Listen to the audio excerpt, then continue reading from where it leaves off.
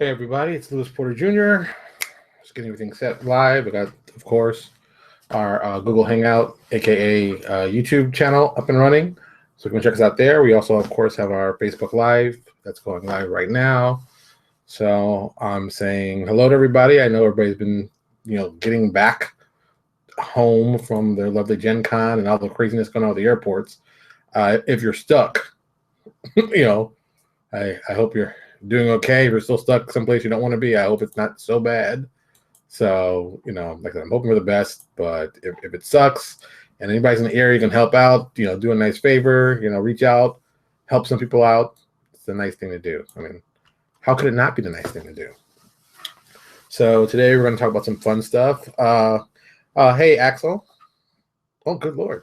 And Jim Pinto is right. Ooh, Jim, I'm famous now. Jim Pinto. I knew Jim Pinto when he was just a regular dude. Now he's infamous. He's doing all kinds of lovely interviews with some folks I know. So yeah, actually, if you're watching, or actually, let me see, now I gotta check my own stuff because I never really know which one I'm talking about here. If you check out at Lewis Porter Jr. Design on Facebook, did I? Yes, I did. This morning, there's a lovely audio podcast about which is a title that really kind of made me laugh a lot. Sneaky Graphics, GMS magazine and podcast editing on just ugly design, and it's great to listen to. It's a great listen to. So like fans of me who are fans of good graphic design, it's a great thing to listen to understand just the process. I mean, I've said it many times before. I've said Jim Pinto many times before. It's a great piece. George Fields, hello George, says, isn't Jim Pinto that guy who did the Anything RPG Kickstarter? I don't know. Jim, you want to answer that question? Because I don't know off the top of my head. So if you could answer that, that'd be cool. So I'm sure everybody had a great time at, I keep saying PaizoCon in my head for some weird reason. Gen Con. I haven't heard back from my buddies yet, so I don't know how well it went for them. I assume it went very well, but I'm hoping to hear back from them probably tomorrow, and I'll hear some good stories, and maybe we'll put some stuff up. It'll be kind of interesting to see. That'll be cool. So today's kind of a weird day. If you guys didn't know, I usually generally break down the days, of course, you see on the top, like what day we're going to be talking about stuff. But today was one of those days that I had an idea what I wanted to talk about, but this thing earlier, it popped up, and I was like, oh, what's this? This sounds kind of interesting. And people were talking about basically cost for books and pricing. And that's always one of my favorite, I can say arguments now. It's not really an argument, but one of my favorite points about the industry when you start talking about that kind of stuff and what things should cost and how much should it cost. And,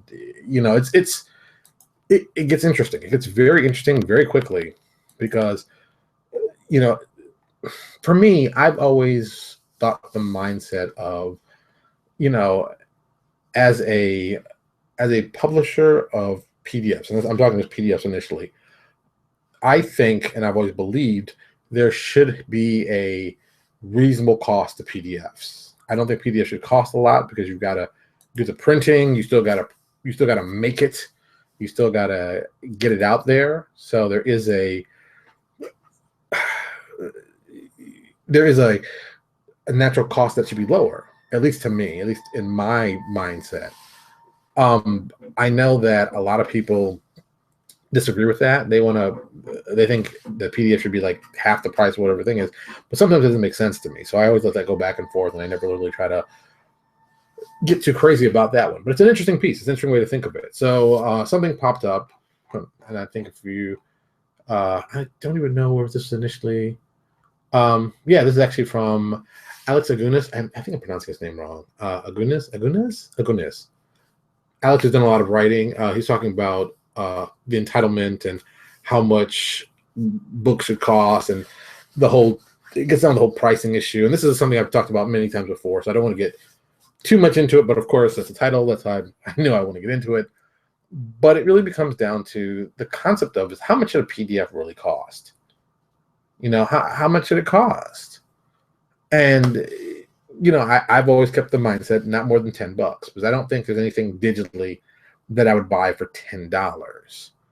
And the way I see it, and I've always seen it, that You make the product, you go to press with it. The same PDF that you go to press with, the same one you can go, if done right, you can go right to a PDF and sell it from there.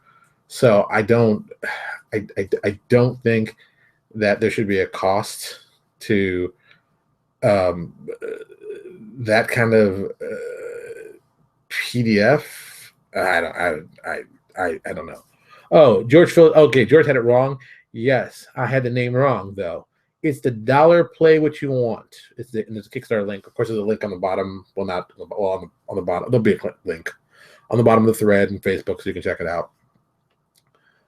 So it comes down to, once again, this whole pricing issue, how much it costs, and once again, if you don't print it and it's straight digital, that's a big cost, and that's a big cost of like the production of books. That's why you see. I don't have anything close to me. Well, I mean, I have to get up. I don't feel like getting up right now. That's why the cost of books. Yeah, I don't feel like getting up. That's why here, I'll show you a book I bought. See, I'm working. See, book I bought. This book cost me, I don't even know anymore, but I bought it from Amazon. I don't even know what the price is. And of course, there's no ISBN price on this anymore. This is printed on demand, of course. Another print on demand book. So people are doing now, print on demand book. So this is probably relatively a cheap book. But this might have been a reasonably priced book at one point. I'm sure I can, I have nothing around me I can really grab and show. So unlike me. Yeah, okay, great. I'll show you this one. Oh, boom. Here's a book that is $15. And if you haven't bought this book, why is this in here? I don't know what that is. This is the greatest book in the world. I've talked about this book many times. You should pick this up. Guy Kawasaki's book, Rules Revolutionary. I read it like once a year now. It's just chock full of awesome ideas, and this kind of pertinent to this conversation also. And since we are talking about pricing, I'll pull out the old favorite. See, here's two books I didn't plan on adding to the list, but I guess we'll be adding. Once again, Fix the Flexible. If you haven't downloaded this PDF, find it online. You should find it and read it. It's awesome. It's free. You can find it anywhere. It talks about the 4 stages stuff to talk about here. Cost, price, margin, and the option availability. This is great. I read this constantly over. See how beaten up this thing is. Just a simple PDF. I printed it out. I love having it. It's from February 2010. It's still a lot of great information, especially talking about pricing. So, how much does stuff cost? How much does stuff value? How much is it worth? I don't know if there is a right way to do it or a wrong way to do it. All I can say is I know for Lewis Porter Jr. Design, we have usually kept our prices less than $10. Sometimes we've gone over. The first product we ever went over $10 for as a PDF, as a setting, was Obsidian Apocalypse. That's currently $11.99, I think, is the high end price of that. Yeah, I think it's and then like the printed book is even more. But the printed book's in color, so it's costs reasonably what it costs for a unique print on demand color book like that. So that's kind of how we're focusing it, coming from that perspective. So I think a lot of people can understand that pricing. And you see, was it the Southlands I was looking at this weekend, or was the other? No, it was Razor. Was it Razor Coast or the Southlands? I think it was Razor Coast. I think it had been the Southlands. Either way, one of the books that came out, one of the two, was like $75, and I was like, wow, that's a lot of money for a book. I mean, the book was like yay thick, but I mean, it was still like, wow, that's a lot of money for a book. So, it's everything's relative. I paid $45 for Horror Adventures from Paizo, which I didn't really pay attention to until I saw the price. I was like, oh, wait a minute, how much is that book? I'm like, okay, it hit me for a second. It's like, wow, that's a lot. $45 is a lot for one book. I mean, there wasn't a big thick book, but at the same time, it's like, if you go with the same logic of, a PDF is going to cost half the price as that, the PDF you're talking is like $22, and it's like, I wouldn't, that's paid $40 for a book. I can't get the PDF for free. I bought the book, and that kind of mindset starts coming in. And it's one of those things. It's like, I don't even know if there's a way to even do it right. That if you buy the book, the PDF comes automatic, and there's got to be some way to do that. Eventually, someone will figure it out, and they'll be the genius who figures it out. And when they do, they'll make mazillions of money, because I think people will definitely be like, great, that's what we waited for. That's the smartest guy on the planet. We waited that as publishers and people like that have wanted to do a way that we can sell the product and you get the PDF free, and then the PDF doesn't wind up on some BitTorrent site and everybody giving it away for free. Like, just recently I got another notice of, someone giving away my product for free. And I wrote the guy a little note in this thing saying, hey, man, I really appreciate that you liked our product. I don't understand what you think by giving it away free. It's a good thing to us because we've got to pay the people who did this. And of course, cease and desist, and it's gone down. But it was just one of those things. It's like, I get the idea of liking our product, and I get the idea of you want more people to see what we're doing, but I don't get the idea of why give it for free when you pay for it, most likely. And, it's great that you feel that way, but I don't. I just don't get it. I've never understood that. Some people are like, oh, yeah, give it for it. It's like, great. I love you that you love it. But, I got to pay people. If we don't make enough money, we're going to quit and do something else. I mean, don't kid yourself. If as much as I love this stuff, this is great, but I'm not paying my own money to make things to make people happy. It's like, that's why I make them. We make them to sell them, to generate money so we can buy more stuff. So there you go. James and Alan have both come in. See, James wrote, for me, price of the product has so many factors. I recently published a full color complete PDF RPG and price PDF at what you want. The product costs me next to nothing to produce. My editing, my editing and layout was done by a friend as well as stock art. Meanwhile, we do the physical approach on PDF, print on demand on Lulu. The price was $3 above my costs, and that was still $40. PDF pricing is similar to me. How much did it cost me to produce a product? Like you, $10 is my hard ceiling for digital products. Yeah. I think most people have a hard mental ceiling what digital products be. I'm always impressed when people, actually go out and say, oh, I paid $30 for a PDF. And it's like not stock art. Because I mean, stock art, I'm like, yeah, man, stock art, I get it. I understand it. But like, an RPG, you paid $30 for a digital RPG. I mean, that's great. Amazing, but that's a lot of money. That's a lot of money. And you still got to print it. You just bought the PDF. You haven't even printed it yet. And, you can get the print copy probably for the same $30. And the guy who made it for you, I'm willing to bet you 9 times out of 10 will be like, yeah, sure, here's a PDF for free. That can be like, oh, you paid $30. Well, the PDF for this bad boy is gonna be $15. I find that hard to fathom. But some people believe that. I don't. I'm not saying I'm against it, but I'm not for it. And I don't want to cause havoc to something because that's some people's business model. Some people make the business models based on that. I think it's just the cost of the PDF is where it becomes really kind of odd. Because if you buy stuff from me, generally, if it's a print product, we have the PDF, you get it for like the same price or a penny. It's so negligible to me because you bought the book. And the book one, let's be honest, people in business, the book one has the better margin. If you make a book and the production cost of the book is like $7, you sell for $30. Dude, $23 there plus a percentage for Lulu. So maybe you only make $17 on it. $17? That's not a bad thing. You get the PDF. Let's say the PDF is $10. It costs you $7 to make, or the PDF is attached to it or whatever. You only make $3. Which would you rather sell, the PDF or the print? The print. Everybody would. The margins are better. And this is a game about margins. We've said that from day one in this whole series. This is about margins. Get the best margin you can. So if the best margin you can is the print one, we'll give the print one for a good price and then give the PDF for like a simple add-on. Why wouldn't I want to give you the PDF for free if you're going to buy the book? You're already proven that you're a fan and you want to see it and you're excited. So yeah, why not do that? So I think a lot of people need to start thinking in that kind of mindset. I think the mindset of whatever I'm going to call it, trying to separate them as two different things is just silly.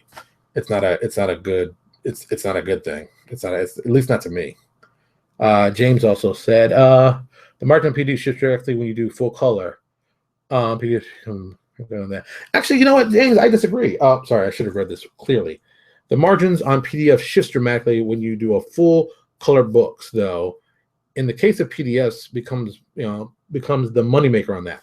I think if done well, and I mean this, if done well, you can still do a full color PDF and still do pretty well.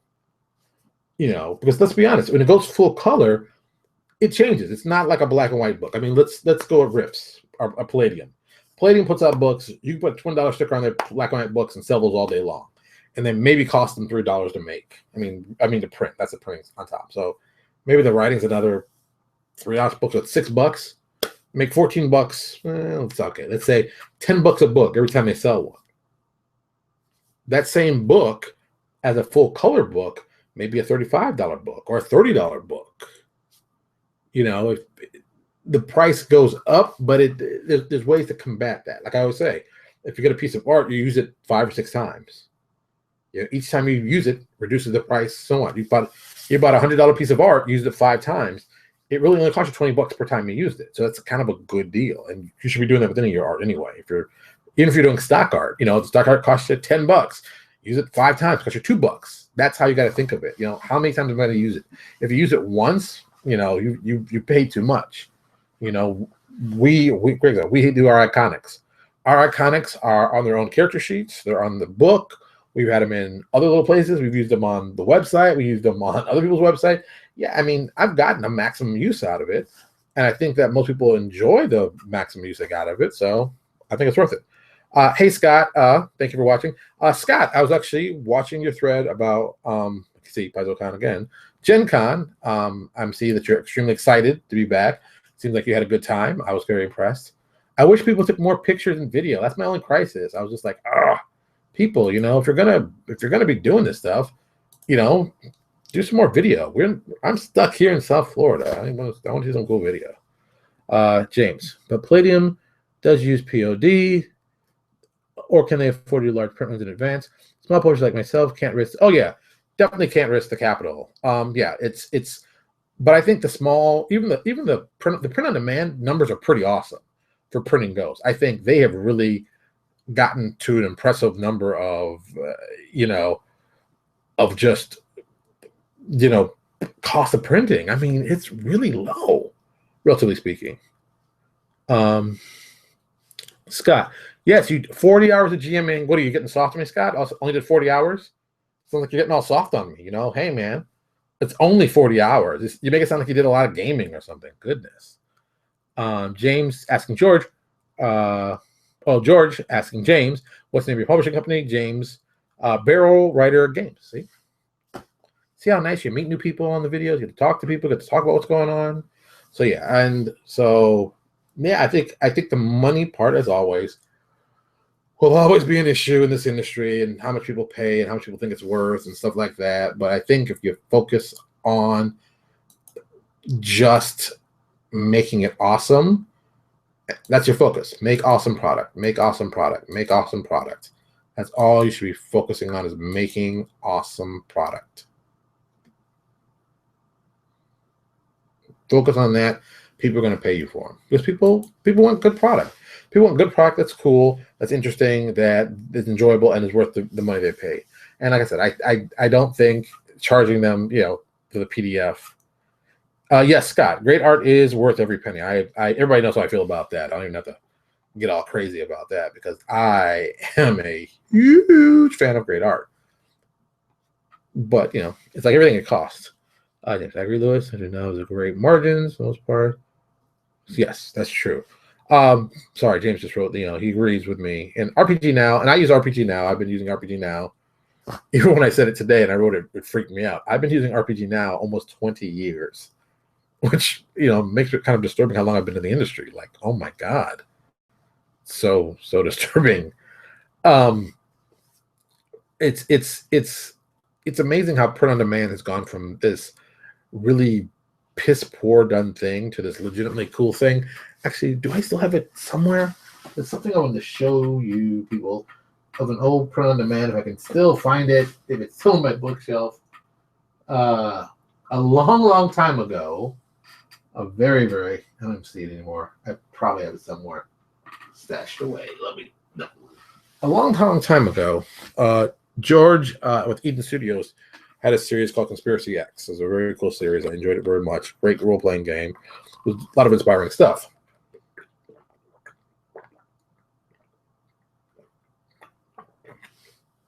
And no, it's not vodka. It is actually water. I'm just gets a little thirsty. Need my drink.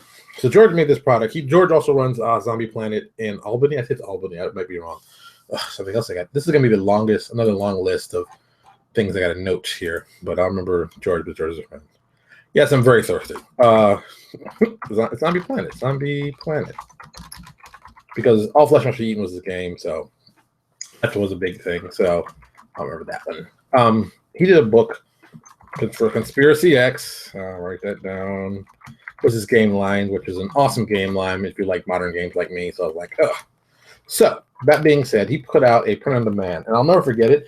It's one of the first print on demands I ever saw. And the small book, I think 6x9, was for Bodyguard of Lies. That was the name of the book, which I still thought was one of the great names of books. That's a great naming one. I always love that. And the pages were like yellow. I mean, they were like not like glow in the dark yellow, but compared to white pages, I mean, they were yellow. It was like, why are the pages so yellow? It's kind of stiff, but it was like one of the first PODs I heard about. Yes, I can't pronounce his last name for anything. Also, George, it's a very long, very sophisticated name. But back to the POD, this was back. We're talking. This is like 96, 97, maybe 98, and this is the beginning of print on demand. Yeah, I was still living in Baltimore. Like maybe 97, 96. And it was still very, very rough. It was very, very rough on print on demand. They were still years away from doing stuff great. And then when I got on RPG Now, who was it? They first had, like, Lulu was the first one that I remember actually doing stuff with. And the stuff they did was not the greatest, and I wasn't happy with the printing quality and the price you were paying. I was like, Jesus. Then later on, it started to really rev up. And like now, there's so much stuff, like the book I just showed you. That's print on demand. That was print on demand. That wasn't, that wasn't somebody's book. They print out, they POD'd it. So, if you're a small publisher with a brain, oh, that's right, Baltimore. That's right. Y'all don't know about Baltimore. So James understands Baltimore. And James, I was in Baltimore from 88 to 93, and then I went back from 96 to 97. And I still have family there. And I know it's not Baltimore, it's Balmer. So you can tell where I used to be in Balmer. There you go. So, flashback happens.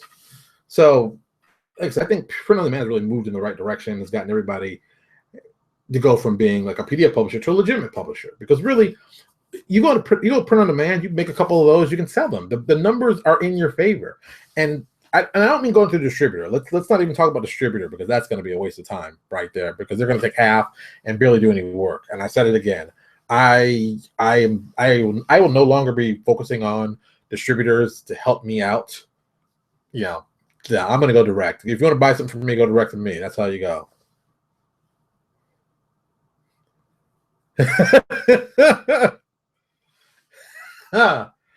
Sorry, James made it a little funny. Look, for everything that I don't like about Baltimore, there's a lot of things I do like about Baltimore, having now lived in South Florida. Number one, and this is a small little tangent. Number one, I can get decent seafood in Maryland. I can't get decent seafood down here. This is ridiculous. I can't get a crab cake to save my life. I can't get a hush puppy to save my life. And fried clams do not exist down here. It does not exist. It is like impossible to get. I can get swordfish. I can get ceviche. I can get grouper, snapper, all that, but I cannot get, like, they don't even make catfish here. They don't make catfish. People are like, what are you talking about? They don't make catfish in South Florida. I am in the barren wasteland of choices of seafood. And look, I grew up on the East Coast. I'm an East Coast boy. Baltimore, DC, Virginia, Connecticut, New York. I like a certain type of seafood. Mid-Atlantic. That's what I'm used to. And this is like coastal, and no. See, down a rat hole. But back to our pricing. So, I think that you can get pricing to a point where it is profitable for you to print books. If you're really smart, this is your plan. This is your really serious plan. This is what you do. You make your books as PDF. You sell them. You get the money going. Good fun. You make up about let's go with the crazy. Let's say you make out 50 books for each one you're going to do, and you're specifically going to make 50 books so you can go to a con. Boom. You go to the con. You put the price in the book for, let's say it's a full color book. So let's say $30. At the con, you're going to sell it for $20. $20 cash special. You got 20, you get the books. The books probably only cost you $6 to make, so you make $14. You're going to run through books. especially if you're going to do something cool and interesting they haven't seen before. If it looks like an awesome book and you've done the actual graphic design part, your book should sell like hotcakes. It should be like bam, bam, bam, bam, bam. 50 books, $14 profit each book you sell. You do the math on that one. So I don't have a calculator. I think it's at $700. Was that $700? Was that right? Seems about right. There you go. So is that $700? Yeah, $700. So there you go. That should be where you should be looking. Stuff like that. That's like automatic. That's like an automatic thing. It shouldn't even be a question. James definitely. Yeah, James. PDF is always a good start. PDF is a good start for a beginner, but you gotta transfer to going to print, and print on demand is better. I know for myself, I've done a little bit of print on demand on RPG Now, but I've also done more of my print on demand on CreateSpace, and I promoted that on the side because CreateSpace has a lot of just the process is a little bit easier. Was a little bit easier. It also went to Amazon. Lightning Source wasn't. So there's enough places for you to do your books and products that you will do well no matter where you go. You're still going to sell books because the people want to buy your books. There's ways they can buy them, and that's all that matters. So there you go. And yes, no fried clams, no catfish. It's ridiculous. It is ridiculous here. You can't even imagine. They're like savages here. But I do like that they do their lobster season. Their mini lobster is kind of nice. I like that. That's kind of can't beat on that. Can't lie about that. But yeah, it's crazy. It's crazy down here. So first they're scribbling down notes. These vids. Yeah, see, that's why I do these vids. Have you had any success with print on demand? Yes, I've had success with print on demand. Let me put it this way, and this is something that surprised a lot of people. When I do print on demand, I'm very much like I made the book, I printed it, boom, I put it over here, and I forget about that money. I just forget about it. I don't think about it. Money comes to me. If it was RPG Now, it's something different. But like CreateSpace, I make it, I print it, I put links to it, I refer back to it constantly. Go check the link, go check it out, go check it out. And that's what I do, and that's how I focus it. And I get a check. They send me checks. I don't think about when the checks come. It's like, oh wow, a magic check, and it comes about the same time I get my RPG Now check, my drive-through check, and my Paizo check. So it's like money to me, extra money. I didn't even expect this. Woo, And that's how I see it. It's kind of awesome like that. That's like the cool thing, And successful in print on demand. Yeah, I tell people 1 sale is better than 0. 1 is better than 0. 1 is better than 0. Just keep selling, because remember, we're selling on a long tail. You're going to be selling this product forever. Remember, my best-selling product is a product with 15 or 16. Stupid alarm. There you go. 15 or 16 1-star ratings, but it's still my best-selling product. Yeah, it's been up for 16 years. It cost me $200 to make 16 years ago, but that thing has been selling for 16 years. I've more than made back my money. I probably more than made back at least 20 or 30 times what I've made for that. So, yeah, man, it's long sale, the long tail of sales. All right, well, James, right? Does CreateSpace have the same kind of traffic exposure as RPG Now? No, it does not. CreateSpace is really for Amazon. It's Amazon's printing arm. I wish RPG Now would go with them, because I know, boom, automatically you get into Amazon, you're selling products, you're there, boom, you're good to go. It's another way to do it. It's awesome. Yes, Scott, PDF to lobster. Look, man, PDFs are very important, but lobster is what I'm talking about. That's what I love. That's what's important. Don't you forget lobster. I don't imagine. What's the profit margin on print on demand? It depends. It really depends. So yeah, you set your own price, just like Troy. You set your own price. I try to get, if I can get realistically 2 to 3 times what I made to make it, or even what I made to print it. So if the book cost me to print $6, in my head automatically I'm already really thinking like $25. Because if it's not $25, it's not going to be worth it. And for a full-color book, $25, dude, that's a good price. If it's okay, Neox is the newest one coming out. It's going to be 256 pages as of right now. It might get longer, it might get shorter, but 250 is where I'm looking page count-wise. I can put $35 in that book, and no one's going to blink an eye. No one's going to blink an eye at that at all. That being said, if I put $30 on it, or even better, put $35 on it, and I go to a con and sell for $25, I'll sell all day. I'll sell it just $10 cheap. Oh yeah, but like I said, the profit. It's really about the profit margin. How much profit margin can you squeeze out of it? Plus, the more books get in people's hands, the more money you make. That is just how it's done. that's how it's done. That's the plan. That's it. Yeah,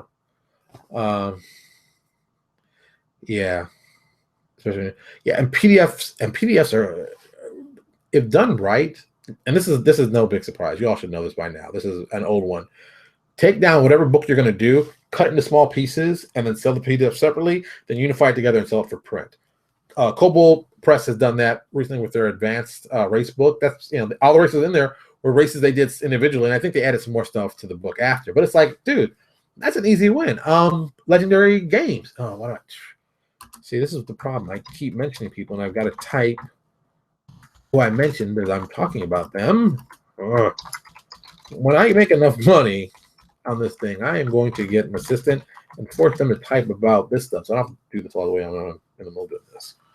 So, I mean, Legendary Games, I think, did that with their Mystic line. That's how they get a printed line. Let me actually go to the Kickstarter. I'm going to see the Kickstarter, because that's how they, I'm pretty 90% sure that's how they did that whole line. And that made them, I'm sure, a pretty penny, because they did the most awesome thing you want to do when you do a Kickstarter. It's like, a friend of mine says, it's not Kickstarter, it's Kick Finisher. That's what you're really looking for. You're looking to basically do this Kickstarter thing and basically finish off your game and make you a bunch of money.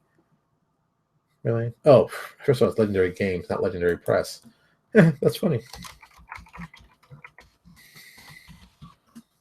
What was that about? All right. Legendary Books in Print. Okay, look, here's a great one. These guys did, and this is a great Kickstarter. I'm jealous I didn't think of it, but once again, good idea. Their last Kickstarter, when was this? I don't even remember. This is from 2014. Wow, it's been that long ago. So they took a lot of their books and put them into print. They raised just a little over 15,500 on this Kickstarter, and they got books into print. And how many books did they actually get into print? The initial pledge levels will be a compilation of their Gothic grimoires, which is all their Gothic stuff they did, which is smart. And, it's smart to do that kind of stuff. That's what you want to do. You want to find ways to do small pieces, chop them up together, and boom, put it together. That's really it. Yes, and Jason Nelson, I'm not going to tell him face-to-face, but it always upsets me. Jason Nelson is probably the nicest guy I've met. He was incredibly nice to me when I met him face-to-face. And this is something that always drives me crazy, too. I don't think I talk to enough people in the industry enough, besides just doing this, but actually just getting on the phone and being, hey, what are you doing? I just want to talk. Because, I think we all forget that we all are living in, very sheltered lives in our offices by ourselves, So it's like, I think we need to get on the phone more and talk to people. And I think it's easier for the guys in Seattle to do that more than most places. And I know I go to my local gaming store, and there's a couple guys I know who do third-party stuff and some other bigger third-party guys. But still, I need to talk to guys all over the country. I think that's something that's going to be my new thing this year. I'm going to talk to a lot of people. So when I go to Gen Con next year, it's going to be something fun to do, and we're going to have a good time, and it's going to be a lot of fun. That's the plan. Alan Childers. That's how about you're going to do Infinite Dungeon. Yeah, Infinite Dungeon is really Dungeon a Day. I love Dungeon a Day as a concept. I love Dungeon a Day as an idea. So I said, screw it. We're going to do the exact same thing. It works, and we're going to get great guys writing it. People are going to love the writers. They're going to love what we do. Monday through Friday, a room every day. And every month, we're going to collect it, put together the PDF, sell the PDF. Every 3 months, every three months, we're going to collect it all together, sell that as a print on demand. And that's going to, I'm guesstimating, there's a lot of guesstimating here based on what I'm thinking page count should be. It should be like every quarter. Yeah, every quarter, every 3 months. It should be about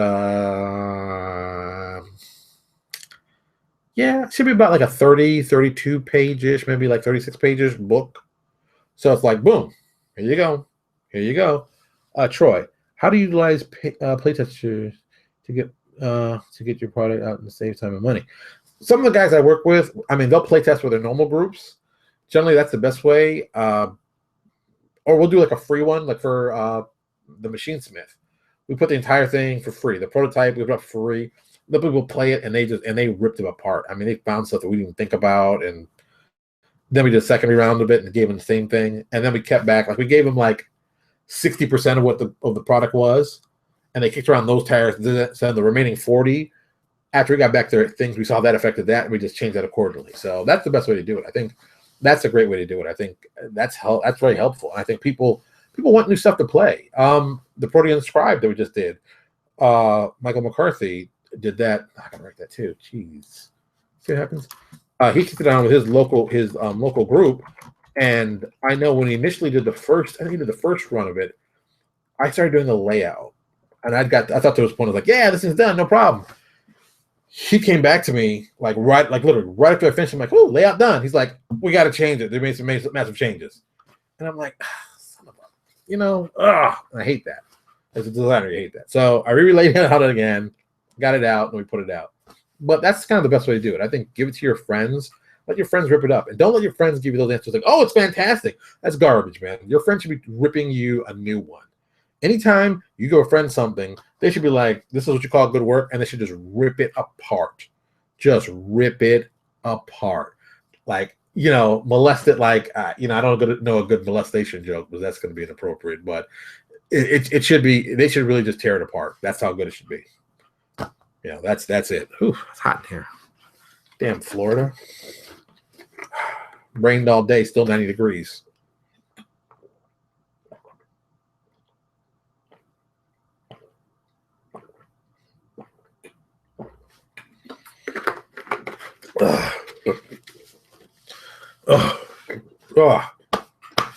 That was good. So try to just chop up stuff and put it together. That's what you do. And and if you can't afford the best art, make fun of my water.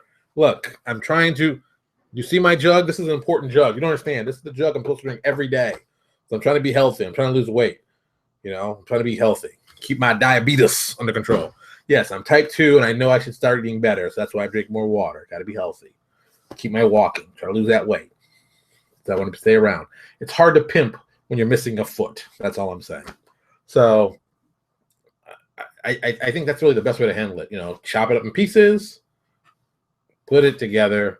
Everybody does it. Everybody accepts it. And it's a great way to, if you're a new company, it's like basically standard. You just start with very, very small products. You make it really small and cool, and you just keep trying out, man. You just keep trying out. And that's 90% of it. And you keep focusing on it. There are tons of people who are very, very interested in seeing new stuff, and they want to support new people. So, yeah, George, I'm not gonna lie. I'm on a diet. I've gotten off of like straight sugar soda. I can't even. Yeah, diet has helped me out a lot because I'm a sugar fiend. But I've gotten much better than I was. I mean, my numbers have come down tremendously because when they told me those first numbers, I was like, hey, those are crazy numbers. But this is all personal stuff. Let's stick to focus here. We're going to keep focusing on the good stuff. I always appreciate people looking out for me. As we all know, keeping healthy is important. And walking around Gen Con is, I'm sure, that's a workout in itself. So, I mean, that place, even when I lived in Indiana, that place wasn't small. And that was 20, that was literally 20 years ago. No, well, not really literally, like 16. But God, when I got there, I hated it. Oh my God. Ugh. I only go to Indy for Gen Con. That's it. I'm an East Coast guy. Why'd you expect? See? Go to Gen Con, get in good shape. That's what I believe it should be.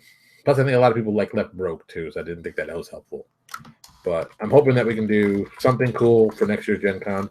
My dream is that, take the show on the road, do the whole filming of me getting there, and shoot as much as I can, set up something to shoot it there, and let's do it live. Just put it in the middle of nowhere and be like, we're doing it live. Just like that. That's my dream. And then go to other parties and still have it filmed out and be half drunk and telling stories and flirting with strange women. I mean, just go out. Go all the way out. Just do it. That's the dream. That is the true dream of me doing this. But we'll see. But this is the year that, I said, I'm definitely going to go next year.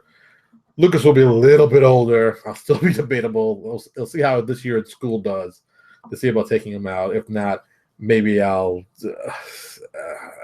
do something.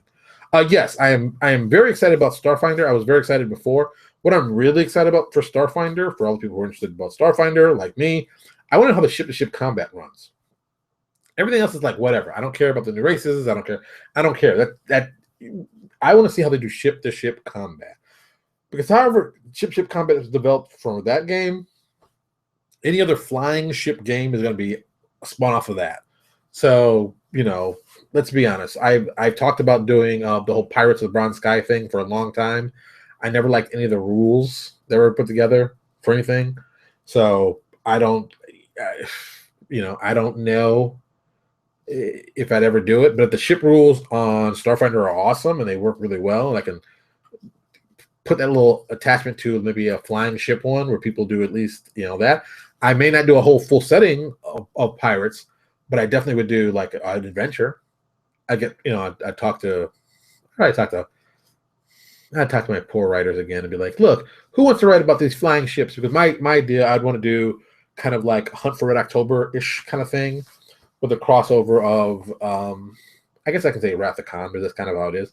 Because my head would be, you get like 4 ships chasing down these pirates, and then the big pirate ship comes out of nowhere and blasts them, and then it's damage, and then you spend the next, X amount of days trying to have your ship, because the premise that goes on with Pirates of Bronze Sky is that you get to a certain point and you get pulled by the gravity down. So that was the whole thing. So basically you're at the top level, you keep swirling and you keep falling and it keeps going down. You've got to figure out ways to start the engine. So it's a whole like kind of that kind of thing. Plus at the same time, you got another ship traveling, attacking you and that kind of stuff. And you can, it's a sub chase action adventure just in the sky. That's all it is. There you go.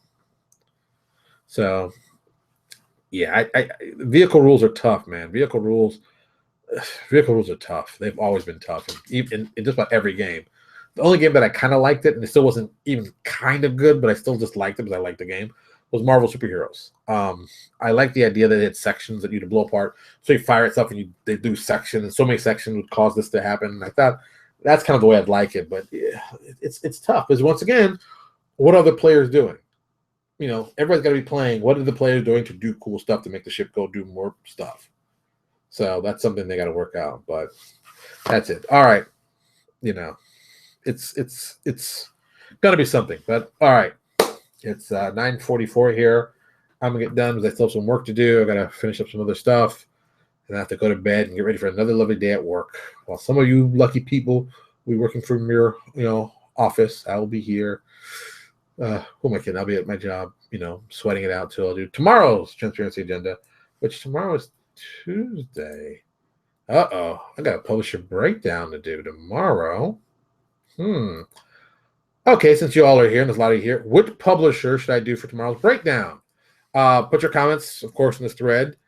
Tell me how you think, who you think would be good for me to rip apart and check out. There's so many people. Anyway, I said, I've done, what? Be open. Just tell me who you want to understand. Whose company are you interested in? Whose business would you like me to talk about? Just put it in the comments here. Put it in the comments on YouTube. Scream it out. I might do it because I don't. Like I said, right now I'm pretty empty and open. So I'll see. And tomorrow I gotta do that tomorrow. Ugh. So I'm not gonna be able to talk to the guys who just got back from Gen Con, but they're probably still recovering. So I probably won't see them till like Thursday, I'm guessing. But they'll be recovering still. So yes, put it in the comments. I'll figure out who I'm gonna pick, and then we'll go from there. We'll rip them apart. See, that's the best part. Get to rip them apart. I enjoy that part. The tactics, the business. Ooh, interesting. All right, everybody. You all have a good night. Oh, before I forget, as always, if you're watching us on Facebook, do us a huge favor. Go over to YouTube, subscribe. We need subscriptions. That helps with our analytics so we can actually get better understanding what we're doing right, what we're doing wrong, and how we can make even better content. It also helps with our ads and that whole thing. So come on by. Do us a huge favor. We really appreciate it. Thank you so much. I'm getting out of here, but I'm hot and I got to drink some more water. Yes, it sounds silly, but it's true. I'll talk to you all later.